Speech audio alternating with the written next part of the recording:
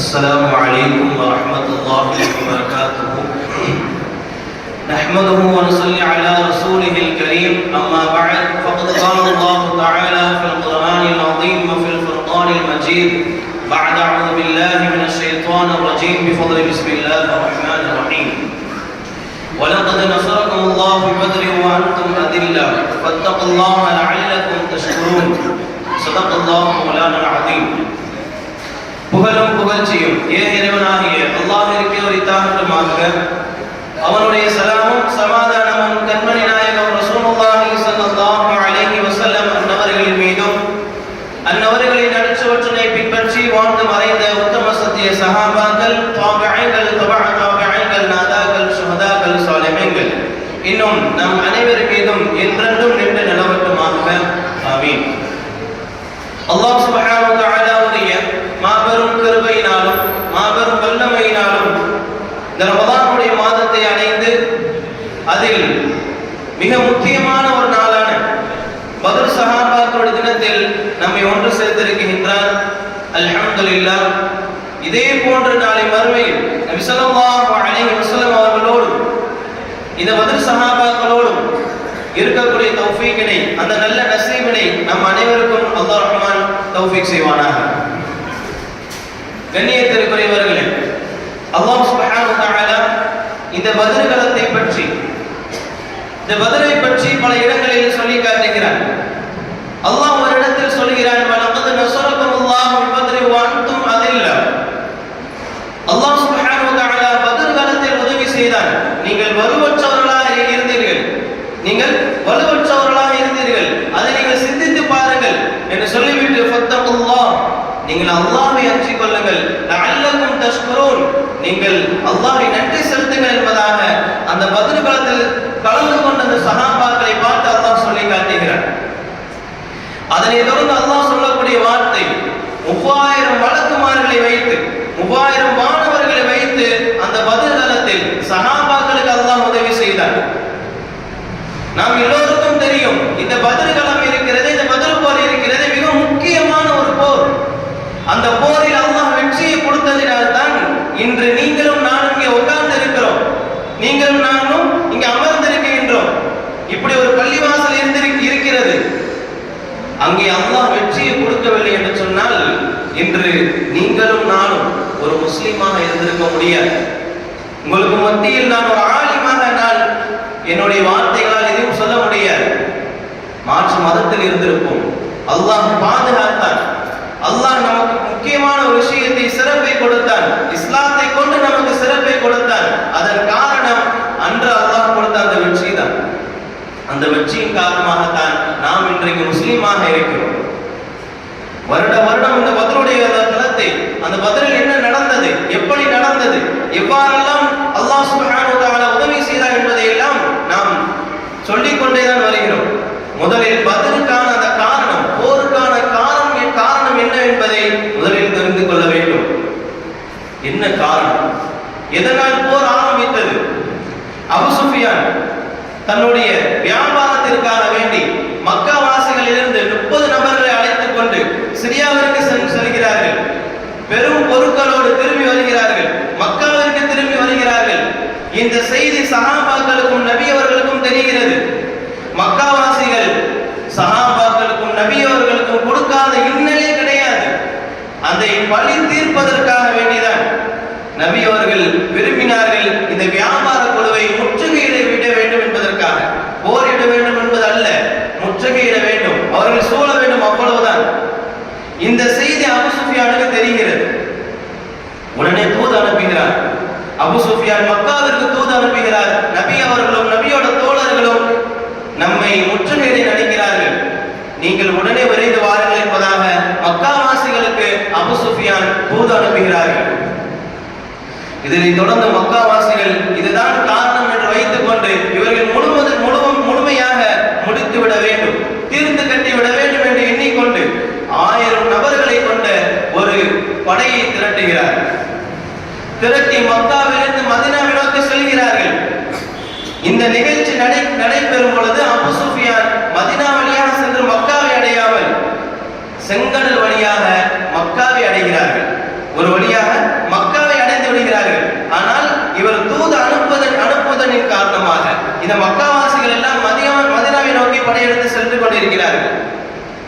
அபு சுஃபியான் மக்காவிற்கு வந்ததற்கு பிறகு இந்த படைக்கு திரும்ப ஒரு கடிதம் எழுதி அனுப்புகிறார். நீங்கள் மக்காவிற்கு திரும்பி வந்து விடுங்கள் என்பதாக. இந்த கடிதம் அபூஜஹலுடைய கையில் செல்கிறது. அதனை பார்த்து விட்டு அதை நிராகரித்து விட்டான் அபூஜஹல். அதனை தொடர்ந்துதான் மதீனாவில் பத்ர் என்ற அந்த இடத்தில் ஒன்று சேர்கிறார்கள். இந்த செய்தி மக்காவில் இருந்து 1000 பேர் கொண்ட படை வருகிறது, மதீனாவை தாக்க வருகிறது, சஹாபாக்களை தாக்க வருகிறது என்ற செய்தி நபி அவர்களுக்கும் சஹாபாக்களுக்கும் தெரிகிறது. இந்த நிலையில் நபி ஸல்லல்லாஹு அலைஹி வஸல்லம் அவர்கள் 313 பேர் கொண்ட ஒரு சிறிய படையை தயாரிப்பு செய்கிறார்கள், ஒன்று திரட்டுகிறார்கள். இதனை அடுத்துதான் அந்த பத்ர் என்ற அந்த இடத்தில் போர் நடைபெறுகிறது. சிறந்தவர்களோடு ஒரு பொருள் சேரும் போது அதுவும் ஒரு சிறப்பானதாக ஆகிவிடுகிறது. சில இளைஞர்கள் இஸ்லாத்தை ஏற்றுக்கொண்டு ஈமானை ஏற்றுக்கொண்டு அதை தக்க வைக்க வேண்டும், ஈமானியத்திலே இருக்க வேண்டும் என்பதற்காக வேண்டி ஊரை விட்டு ஒரு குகைக்கு சென்று தஞ்சம் அடைந்தார்கள். அல்லாஹ் 300 ஆண்டு காலம் அந்த இளைஞர்களை அந்த குகையில் அல்லாஹ் தங்க வைத்தான், தூங்க வைத்தான். அதை அல்லாஹ் சுப்ஹானஹு வ தஆலா சூரா அல்-கஹ்ஃப் என்ற அந்த அத்தியாய வசனமாக சொல்லி காட்டுகிறார். அந்த ஈமானியத்தோடு இருந்ததின் காரணமாக, அவர்கள் அந்த குகையில் சென்றதின் காரணமாக அந்த குகையை அல்லாஹ் குர்ஆனில் குறிப்பிடுகிறார். சுலைமான் அலைஹிஸ்ஸலாத்து வஸலாம் அவரிடத்தில் அந்த ஹுதுஹுது பறவை சபா நாட்டின் அரசி சூரியனை வணங்குகிறார், அவருடைய கூட்டமும் சூரியன் வணங்குகிறது என்று சொல்லும் பொழுது சுலைமான் அலைஹிஸ்ஸலாம் அவர்கள் என்ன செய்தார்கள்? அந்த அரசிக்கு தூது அனுப்புகிறார்கள், ஒரு கடிதம் எழுதுகிறார்கள், இஸ்லாத்திற்குள் வந்து விடுங்கள் என்ற அந்த கடிதத்தை எழுதுகிறார்கள். அந்த கடிதத்தை அந்த ஹுதுஹுது பறவை தன்னுடைய கால்களில் கொன்று சென்று அந்த அரசியிடம் கொடுத்தது. அதன் காரணமாக அந்த ஹுதுஹுது பறவை அல்லாஹ் சுப்ஹானஹு வ தஆலா குர்ஆனில் இடம்பெற செய்கிறார். அந்த வகையில் இஸ்லாத்தின் எழுச்சியான, இஸ்லாத்திற்கு மிகப்பெரிய ஒரு வெற்றியை கொடுத்த பத்ர் போரை அல்லாஹ் பல இடங்களில் சொல்லி காட்டுகிறார். வலகத் நஸரகுமுல்லாஹு ஃபி பத்ர். பத்ர் என்று சொன்னால் கிணறு. மதீனாவை சுற்றி இருக்கக்கூடிய ஒரு பிரபல்யம் இல்லாத கிணறுகளில் ஒரு கிணறு தான் பத்ர். அந்த இடத்தில் போர் நடைபெற்றதன் காரணமாக, அந்த இடத்தில் இஸ்லாத்திற்கு வெற்றியை கொடுத்ததன் காரணமாக அந்த பத்ருடைய அந்த இடத்தை, அந்த பத்ருடைய அந்த பெயரை அல்லாஹ் குர்ஆனில் குறிப்பிடுகிறார். அவ்வளவுதான். ஒரு சிறிய ஒரு விஷயத்திற்காக வேண்டி ஆரம்பிக்கப்பட்டது. ஒரு குழுவை முற்றுகையிட நினைக்கிறார்கள். இறுதியில் என்ன நடந்தது? ஒரு மிகப்பெரிய ஒரு போராக மாறியது. இப்னு அப்பாஸ் ரலியல்லாஹு அன்ஹு சொல்லி காட்டுகிறார்கள், பிறை 17 ரமலானுடைய பிறை 17 வெள்ளிக்கிழமை அன்றுதான் பத்ருடைய போர், அந்த யுத்த களம் நடைபெற்றது. 76 முஹாஜிர் சஹாபாக்கள் இருந்தார்கள், 237 அன்சாரி சஹாபாக்கள் இதில் கலந்து கொண்டார்கள். இரு எண்ணிக்கையும் ஒன்று சேர்த்தால் 313 சஹாபாக்கள்.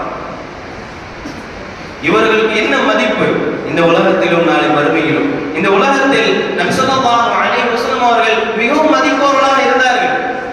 முஆத் இப்னு ரிஃபாஅ இப்னு ராஃபி' ரலியல்லாஹு அவர்கள் தன்னுடைய தந்தையின் வாயிலாக அறிவிக்கிறார்கள். ஒரு தடவை நபி ஸல்லல்லாஹு அலைஹி வஸல்லம் சமூகத்திற்கு ஜிப்ராயில் அலைஹிஸ்ஸலாத்து வஸலாம் ஒரு வருகை தருகிறார்கள்.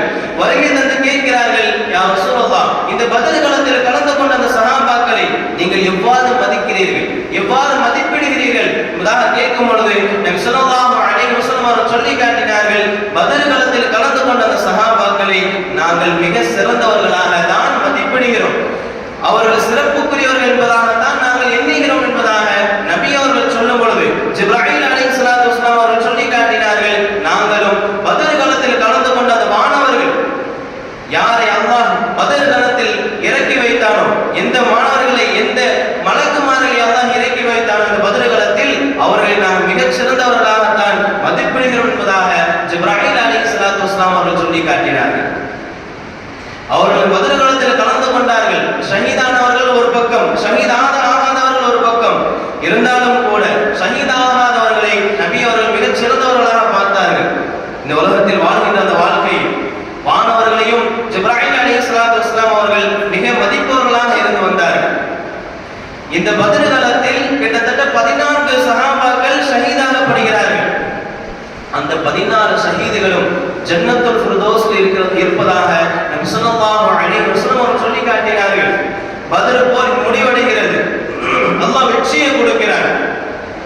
நபி அவர்களும் அந்த பத்ர் களத்தில் கலந்து கொண்ட சஹாபாக்களும் மதீனாவில் அந்த எல்லையில் கால் வைக்கிறார்கள், அடி எடுத்து வைக்கிறார்கள். அந்த சஹாபாக்களுடைய உறவினர்கள், உற்றார் உறவினர்கள், குடும்பத்தார்கள் எல்லாம் ஒன்று சேர்ந்து ஆரத்தழுவி அவரை வரவேற்கிறார்கள்.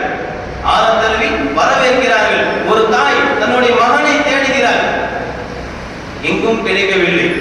இறுதி நபியிடத்தில் வந்து கேட்கிறார், யா ரசூலல்லாஹ், என்னுடைய மகன் எங்கே என்பதாக கேட்கும் பொழுது நபி தோழர்கள் எல்லாம் சொன்னார்கள், உங்களுடைய மகன் போரில் அம்புகளால் எரியப்பட்டு கொல்லப்பட்டு விட்டான் என்பதாக சொல்லி காட்டுகிறார்கள். யார் அந்த கொல்லப்பட்ட ஷஹீத்? ஹாரிஸா இப்னு சுராகா ரலியல்லாஹு அவர்கள் தான். அவருடைய தாய் பதறுகிறார்கள், கதறுகிறார்கள். நபியிடத்தில் வந்து கேட்கிறார்கள், யா ரசூலல்லாஹ், என்னுடைய மகன் சொர்க்கத்தில் இருக்கிறானா? சொர்க்கத்தில் இருந்தால் நான் பொறுமையாக இங்கே இந்த இடத்தை விட்டு செல்வேன். அப்படி இல்லை என்று சொன்னால் என்னுடைய அழுகைக்கு, என்னுடைய கண்ணீருக்கு கட்டுப்பாடு இருக்காது, என்னுடைய கண்ணீரை நிறுத்திவிட முடியாது என்பதாக அந்த தாய் சொல்லுகையில் நபி ஸல்லல்லாஹு அலைஹி வஸல்லம் அவர்கள் சொல்லி காட்டினார்கள், அல்லாஹ்வுடைய சொர்க்கம் ஒண்ணா இரண்டா? பல சொர்க்கங்கள் இருக்கிறது. உன்னுடைய மகன் ஜன்னத்துல் ஃபிர்தௌஸில் இருக்கிறான் என்பதாக நபி ஸல்லல்லாஹு அலைஹி வஸல்லம் அவர்கள் சொல்லி காட்டினார்கள். 14 சஹாபாக்கள் ஷஹீதானார்கள். அந்த ஷஹீதான சஹாபாக்களை அல்லாஹ் ஜன்னத்துல் ஃபிர்தௌஸில் வைத்திருக்கிறார். ஜன்னத்துல் ஃபிர்தௌஸ் என்று சொன்னால் அல்லாஹ் உருவாக்கிய சொர்க்கங்களில் மிக சிறந்த, மிக பிரம்மாண்டமான, எல்லா சொர்க்கங்களுக்கும் மிக மேலானதாக இருக்கக்கூடிய, மிக அந்தஸ்தில் உயர்ந்த சொர்க்கம் என்று சொன்னால் ஜன்னத்துல் ஃபிர்தௌஸ்.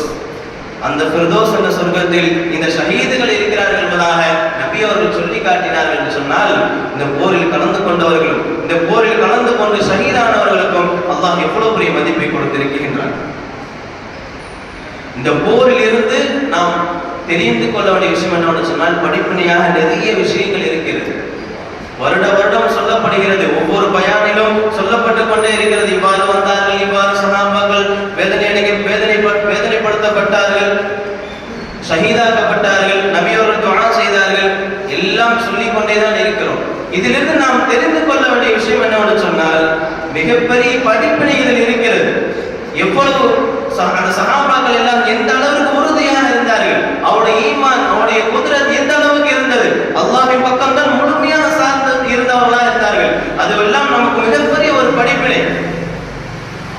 அதனை தொடர்ந்து சத்தியத்திற்கும் அசத்தியத்திற்கும் மட்டும்தான் சஹாபாக்கள் உணர்வுகளை கொடுத்தார்கள். சொந்த பந்தங்களை பார்க்கவில்லை.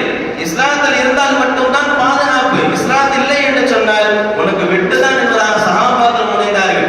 உமர் ரலியல்லாஹு அவர்கள் தன்னுடைய மாமாவான ஆஸ் இப்னு ஹிஷாமை கொன்றார்கள். ஹஜ்ரத் அபூபக்கர் சித்திக் ரலியல்லாஹு அவர்கள் தன்னுடைய மகனான அப்துர் ரஹ்மானை கொல்ல நினைத்தார்கள். அதனை தொடர்ந்து ஹம்ஸா ரலியல்லாஹு அவர்களும், அலி ரலியல்லாஹு அவர்களும், உபைதா ரலியல்லாஹு அவர்களும் தன்னுடைய சிறிய தந்தையின் மகனான உத்பா, ஷைபா, வலீத் பின் உபாதா இவர்களை எல்லாம் கொன்று குவித்தார்கள். இவர்கள் எல்லாம் இஸ்லாத்திற்கு எதிரியாக இருந்ததின் காரணமாக, இஸ்லாத்திற்கு அப்பாற்பட்டதாக இருந்ததின் காரணமாக சத்தியத்திற்கும் அசத்தியத்திற்கும் மட்டும்தான் உணர்வுகளை கொடுத்தார்கள். இஸ்லாம் மட்டும்தான் முக்கியம், வேறு எதுவும் முக்கியம் கிடையாது. இஸ்லாத்திற்கு எதிராக யார் வந்தாலும் அவருக்கு என்னுடைய பதில், சஹாபாக்களுடைய பதில் வாளாக மட்டும்தான் இருந்தது. சத்தியத்திற்கு மட்டும்தான் உணர்வுகளை கொடுத்தார்கள். இதுவெல்லாம் நமக்கு மிகப்பெரிய ஒரு படிப்பினை. அதனை தொடர்ந்து இந்த போருக்கு வெற்றியின் காரணம் நபியுடைய துஆ. நபி ஸல்லல்லாஹு அலைஹி வஸல்லம் அவர்கள் இந்த போர் நடப்பதற்கு முன்பதாக, அது முதல் இரவில், நாளை போர் நடக்கிறது என்று சொன்னால் இந்த இரவு முழுவதும் துஆ செய்கிறார்கள். அது இறைவனிடத்தில் கேட்கிறார்கள், யா அல்லாஹ், நீ வாக்களித்ததை எனக்கு நிறைவேற்று. இந்த இஸ்லாமிய கூட்டம் அழிக்கப்பட்டு விட்டால், நாளை நடைபெறுகின்ற அந்த பத்ர் காலத்தில் முஸ்லிம்கள் எல்லாம் கொல்லப்பட்டு விட்டால், தோல்வி அடைந்து விட்டால், உன்னை இந்த பூமியில் வணங்குபவர்கள் யாரும் இருக்க மாட்டார்கள். எனக்கு உதவி செய், சஹாபாக்கள் உதவி செய், இந்த போருக்கு எங்களுக்கு உதவி செய்வதாக நபி ஸல்லல்லாஹு அலைஹி வஸல்லம் அவர்கள் உருக்கமான முறையில் துஆ செய்தார்கள். இந்த நேரத்தில் அல்லாஹ் சொல்லி காட்டினான், இது தஸ்தகீதுன ரப்பக்கும் ஃபஸ்தஜாப லக்கும் அன்னி முமித்துக்கும் பிஅல்ஃபின் மினல் மலாயிகத்தி முர்திஃபீன். அல்லாஹ் பதில் கொடுத்தான் நபி அவர்களுக்கு. 1000 மலக்குமார்களை கொண்டு உங்களுக்கு உதவி செய்வோம் என்பதாக நபி அவர்களுக்கு அல்லாஹ் சுப்ஹானஹு வ தஆலா பதில் தந்தான். ஆனால் வெற்றியை கொடுத்தார். நபியோட உருக்கமான ஒரு துஆ. நமக்கு ஏதாவது ஒரு தேவை இருக்கிறது, நமக்கு ஏதாவது ஒரு ஹலாலான ஹாஜாத்துகள் இருக்கிறது, நமக்கு ஏதாவது ஒரு நியத் இருக்கிறது, மிகப்பெரிய ஒரு தேவை இருக்கிறது என்று சொன்னால் உருக்கமான முறையில் ஹராமை விட்டுவிட்டு உறவை பேணி பாதுகாத்து உருக்கமான முறையில் நாம் துஆவை மேற்கொண்டோம் என்று சொன்னால் அல்லாஹ் நமக்கு பக்கத்தில் தான் இருக்கிறான். நாம் என்ன துஆ செய்கிறோமோ அதை ஏற்றுக்கொள்வான். எந்த நேரத்தில் என்று சொன்னால் உருக்கமான நேரம், உருக்கமான இடத்தில் தான். நம்முடைய மனது ஓர்மையாக இருக்க வேண்டும், இக்லாஸான முறையில் இருக்க வேண்டும். முழுக்க முழுக்க அல்லாஹ் தான் எனக்கு உதவி செய்வான் என்ற அந்த நம்பிக்கை இருந்து உருக்கமான முறையில் துஆவை மேற்கொண்டோம் என்று சொன்னால் அல்லாஹ் அந்த துஆவை கபூல் செய்வான். இதற்கு முக்கிய உதாரணம் நபியோட அந்த துஆ தான். நபி அவர்கள் துஆ செய்தார்கள், இந்த போர் வெற்றி கிடைத்தது. அதனைத் தொடர்ந்து உறுதியான ஈமான் கொண்டார்கள். உறுதியான முறையில் ஈமானை வைத்திருந்தவர்கள் சஹாபாக்கள், நல்ல நல்ல அமல்களை செய்தவர்கள் சஹாபாக்கள். இந்த உறுதியான ஈமானும் நல்ல நல்ல அமல்கள் தான் அவருடைய வெற்றிக்கு காரணம். அல்லாஹ் தன்னுடைய பரிசுத்த குர்ஆனில் சொல்லி காட்டுகிறான், யன்சுருக்கும் அல்லாஹு ஃபலா காலிப லக்கும் வ யஹ்துலுக்கும் ஃபமன் தல்லதி யன்சுருக்கும் மின் பஅதிஹி வ அலல்லாஹி ஃபல்யதவக்கலில் முஃமினூன். அல்லாஹ் சொல்லி காட்டுகிறான், அல்லாஹ் உங்களுக்கு உதவி செய்தான், அல்லாஹ் உங்களுக்கு உதவி செய்தால் உங்களை வெல்பவர் யாரும் கிடையாது. அதே சமயத்தில் அவன் உங்களை விட்டுவிட்டால், அல்லாஹ் உதவி செய்யவில்லை என்று சொன்னால் உங்களுக்கு உதவி செய்பவர் யார் என்பதாக அல்லாஹ் கேட்கிறான். வஅலல்லாஹி ஃபல்யதவக்கலில் முஃமினூன்.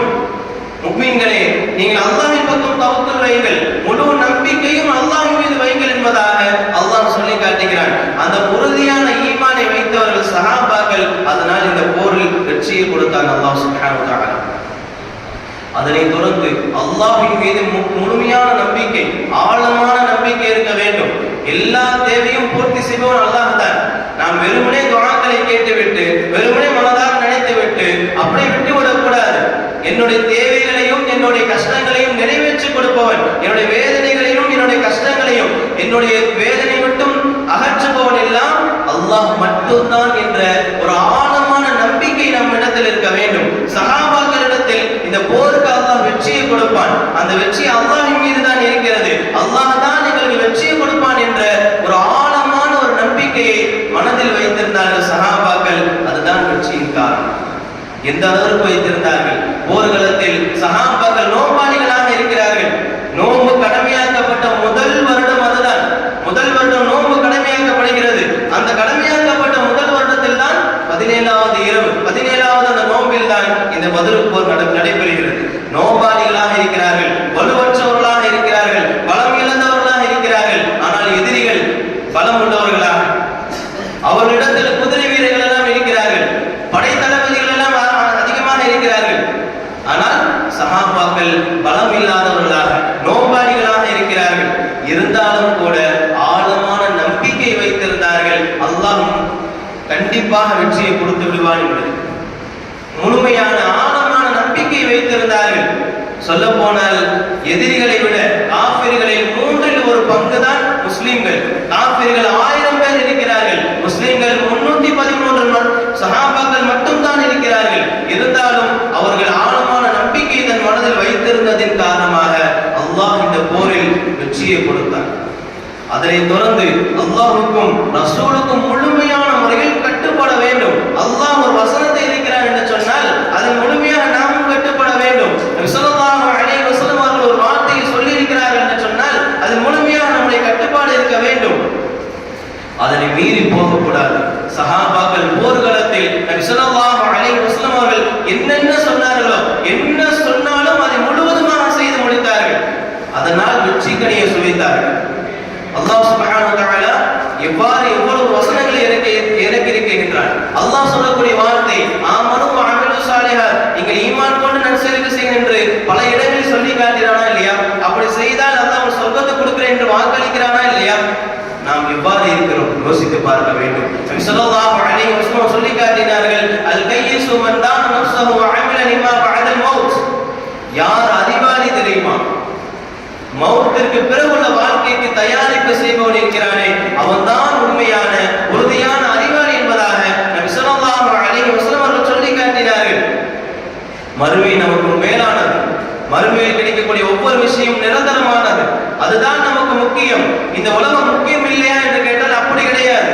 இந்த உலகம் நமக்கு முக்கியம். இந்த உலகத்தில் நாம் செய்கின்ற ஒவ்வொரு அமலுக்கும் ஈமானோடு யக்கீனோடு இந்த உலகத்தில் நாம் செய்கின்ற ஒவ்வொரு அமலுக்கும் அல்லாஹ்விடத்தில் மிகப்பெரிய ஒரு அந்தஸ்து இருக்கிறது. அப்படி நல்ல முறையில் ஈமானோடு நாம் நல்ல அமல்களை செய்கிற வரைக்கும் அல்லாஹ் சுப்ஹானஹு வ தஆலா நல்ல நிலையில் நம்மை வைத்திருப்பான். இந்த உலகத்திலும் சரி, நாளை மறுமையிலும் சரி.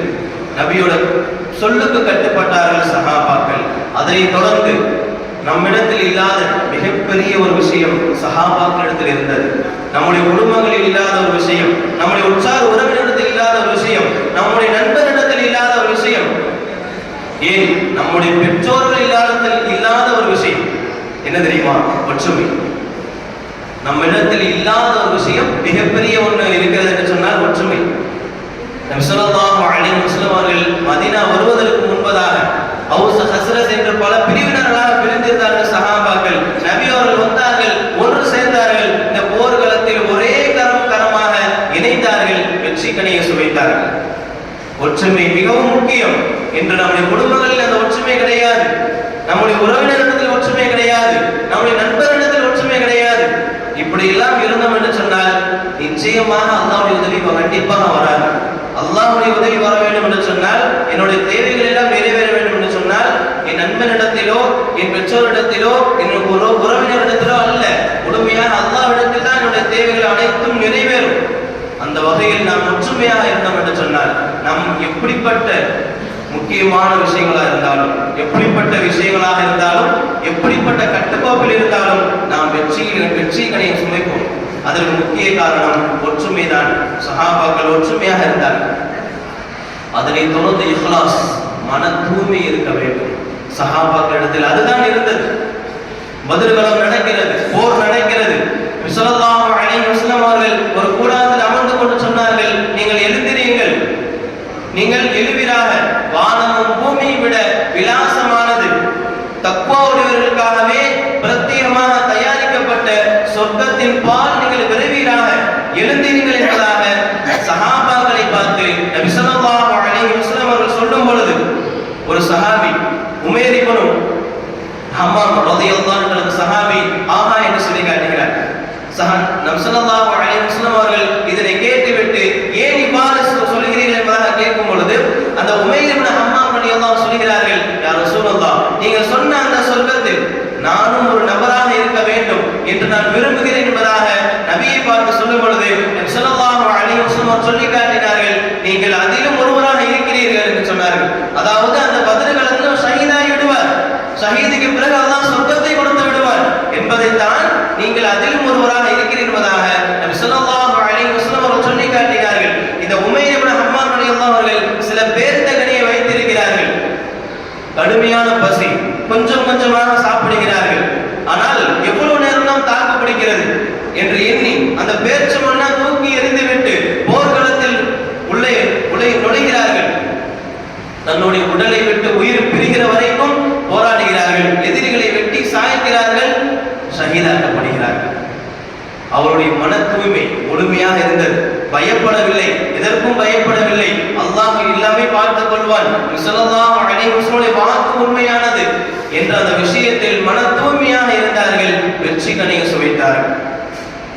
அதனைத் தொடர்ந்து மையத் ஜனாசா இறந்து விட்டார், ஒரு மனிதர் இறந்து விட்டார், அவரால் கேட்க முடியும் என்பதை இந்த பத்ர் களத்திலிருந்து சஹாபாக்கள் தெரிந்து கொண்டார்கள். இந்த போர் நடந்து முடிகிறது.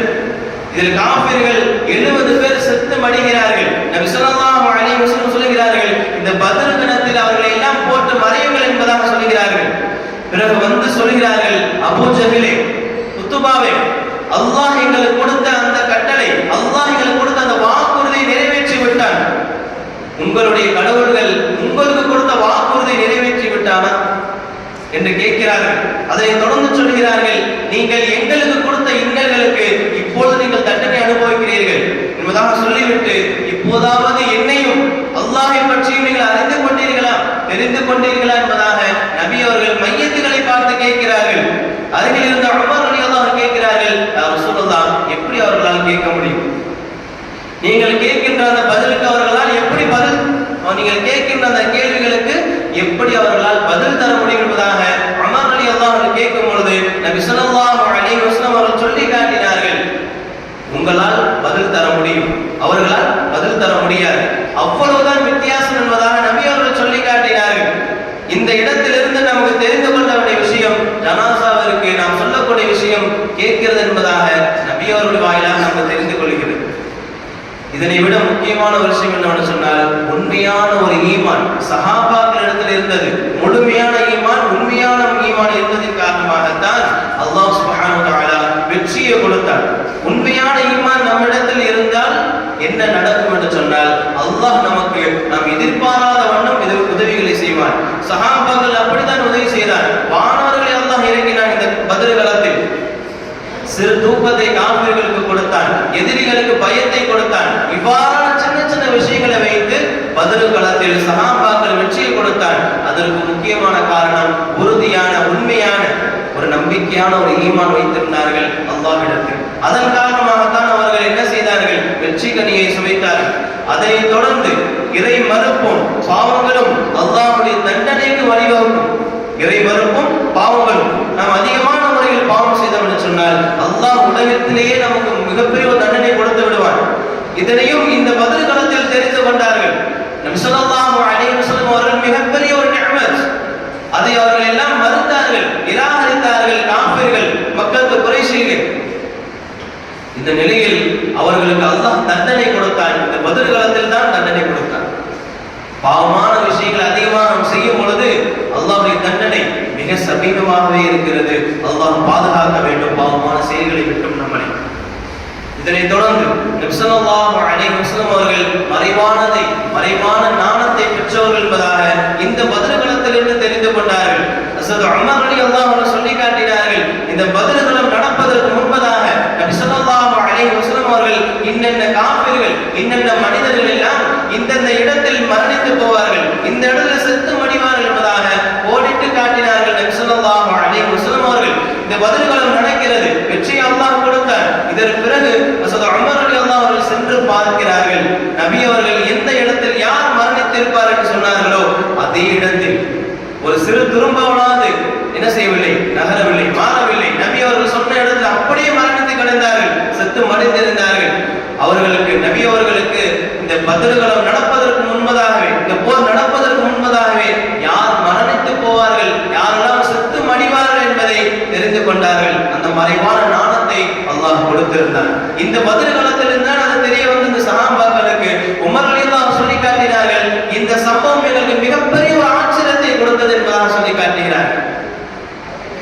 இதனை விட எல்லா மக்களிடத்திலும் இருக்கக்கூடிய ஒரு தீய செயல் என்ன தெரியுமா? பெருமை, மமதை. மமதையாக இருந்தோம் என்று சொன்னால் அல்லாஹ் நம்மை யார் பெருமையாக யார் மமதையாக வாழ்கிறார்களோ இந்த உலகத்தில் அவர்களை அல்லாஹ் அற்பமான முறையில் கொல்ல வைத்து விடுவான். அபூ ஜஹல் பெருமையில் அந்த விஷயத்தில் ஆடி கிடந்தான். அல்லாஹ் என்ன செய்தார்? இறுதியில் அபூ ஜஹலை இரு சிறுவர்களை வைத்து அல்லாஹ் கொலை செய்தார். சின்ன சின்ன பசங்க தான், ஆனா வெட்டி கொண்டுட்டாங்க. யார்? அபூ ஜஹல். காரணம் பெருமையில் மமதையில் அவன் ஆடி திரித்தான். அதேதான் எல்லோரும் பெருமையாக மமதையாக நாம் இருந்தோம் என்று சொன்னால் அல்லாஹ் சுப்ஹானஹு வ தஆலா அற்பமான முறையில் சாகடித்து விடுவான். அல்லாஹ் பாதுகாக்க வேண்டும். அப்துர் ரஹ்மான் இப்னு அவுஃப் ரலியல்லாஹு அன்ஹு போர்க்களத்தில் நின்றிருக்கிறார்கள். இரு சிறுவர்கள் வருகிறார்கள். அவர்களிடத்தில் அந்த சஹாபியிடத்தில் அப்துர் ரஹ்மான் இப்னு அவுஃப் இடத்தில் அந்த இரு சிறுவர்களில் ஒரு சிறுவர் கேட்கிறார், என்னுடைய பெரிய தந்தையை அபூ ஜஹலை நீங்கள் பார்த்தீரா என்று கேட்கும் பொழுது இன்னும் பார்க்கவில்லை. அவரிடத்தில் உங்களுக்கு என்ன வேலை என்பதாக அப்துர் ரஹ்மான் இப்னு அவுஃப் ரலியல்லாஹு சொல்லும் பொழுது அந்த சிறுவர்களில் ஒருவர் சொன்னார், அபூ ஜஹல் நபி ஸல்லல்லாஹு அலைஹி வஸல்லம் அவரை திட்டுகிறார், நபி அவர்களை ஏசுகிறார். அந்த செய்தி எனக்கு கிடைத்திருக்கிறது. அல்லாஹ்வின் சத்தியமாக நாங்கள் இருவரில் யாராவது ஒருவர் அவரை கொலை செய்து விடுவோம், நாங்கள் இருவரும் சேர்ந்து அவரை கொலை செய்து விடுவோம் என்பதாக அந்த சிறுவர்கள் சொன்னார்கள். அப்துல் ரஹ்மான் இப்னு அவுஃப் ரலியல்லாஹு அன்ஹு மிகப்பெரிய ஒரு ஆச்சரியம். இந்த நிலையில் அபூ ஜஹல் அந்த குதிரையில் வந்து கொண்டிருக்கிறார். இந்த இரு சிறுவர்களுக்கு அவர்கள் கை காட்டுகிறார்கள். இவர்தான் அபூ ஜஹல் என்பதாக சொல்லுகிறார்கள் அப்துல் ரஹ்மான் இப்னு அவுஃப் ரலியல்லாஹு அன்ஹு. இதனை தொடர்ந்து அந்த இரு சிறுவர்களும் சென்று முடிந்த அளவுக்கு போராடி முடிந்த அளவுக்கு என்ன செய்கிறார்கள்? குதிரையை வெட்டுகிறார்கள். முதலில் குதிரையுடைய காலை செய்கிறார். இந்த சம்பவத்திற்கு பிறகு நபி ஸல்லல்லாஹு அலைஹி வஸல்லம் இடத்தில் வந்து சொல்கிறார்கள், யா ரசூலல்லாஹ், நாங்கள் தான் அபூ ஜஹலை கொண்டோம், நாங்கள் இருவரும் சேர்ந்து தான் கொண்டோம் என்று ஒருவர் சொல்லிக் கொள்கிறார்கள். நபி ஸல்லல்லாஹு அலைஹி வஸல்லம் அவர்கள் அவருடைய வாள்களை பார்த்துவிட்டு அந்த இரு சிறுவர்களில் ஒரு சிறுவருடைய வாளில் மிக நெறிய அர்த்தமாக இருந்தது, அதிகமான இரத்தக்கரை இருந்தது காரணமாக அவர்கள் தெரிந்து கொள்கிறார்கள், இந்த சிறுவர் தான் அபூ ஜஹலை கொண்டிருக்கிறார் என்பதால். அதனால் சொல்லி காட்டினார்கள், அபூ ஜஹல் எதை விட்டு சென்றானோ, போர்க்களத்தில் எதை விட்டு சென்றானோ அதை நீ எடுத்துக்கொள் என்பதாக யார் அவர்கள் வெட்டினார்களோ அவரிடத்தில் சொல்லி காட்டினார்கள் ஸல்லல்லாஹு அலைஹி வஸல்லம் அவர்கள். அந்த யார் அந்த இரு சஹாபி, யார் அந்த இரு சிறுவர் என்று சொன்னால், ஒரு முஆத் பின் அம்ர் பின் ஜமூஹ், அவர்தான் அபூ ஜஹலை முறையாக கொண்டார்கள். இரண்டாவது சிறுவர் யார் என்று சொன்னால் முஆத் பின் அஃப்ரா ரலியல்லாஹு அன்ஹு. இந்த இரு சிறுவர்களும் அபூ ஜஹலை கொண்டார்கள். அல்லாஹ் மமதையின் காரணமாக இவர்களுடைய கையில் அவனை உயிரை வைத்து இருந்தான். அல்லாஹ் பாதுகாக்க வேண்டும். நாம் பெருமையாக இருந்தோம் என்று சொன்னால் அல்லாஹ் இப்படிப்பட்ட இழிவான விஷயத்தை கொடுத்து விடுவான். வல்லர் ரஹ்மானிலிருந்து முழுமையாக நம்மை பாதுகாப்பானாக. இந்த பத்ர் களத்தில் அவர்கள் எவ்வாறு ஈமானோடு, எவ்வாறு உறுதியோடு அல்லாஹ்வை சார்ந்து இருந்தார்களோ அதே போன்று நம்மளையும் அல்லாஹ்வின் மீது சார்ந்தவர்களாக இருக்கக்கூடிய தௌஃபீக்கினை கொடுத்து தந்தருள்வானாக. இந்த பத்ர் சஹாபாக்கள் எந்த அளவுக்கு ஈமான் உள்ளவர்களாக இருந்தார்களோ அதே ஈமானை நமக்கும் தௌஃபீக் செய்வானாக. வாஹிரு தஅவானா அல்ஹம்துலில்லாஹி ரப்பில் ஆலமீன். அஸ்ஸலாமு அலைக்கும் வரஹ்மத்துல்லாஹி வபரகாத்துஹு. ஆமீன். அல்ஹம்துலில்லாஹி ரப்பில் ஆலமீன். ஸலாத்து வஸ்ஸலாமு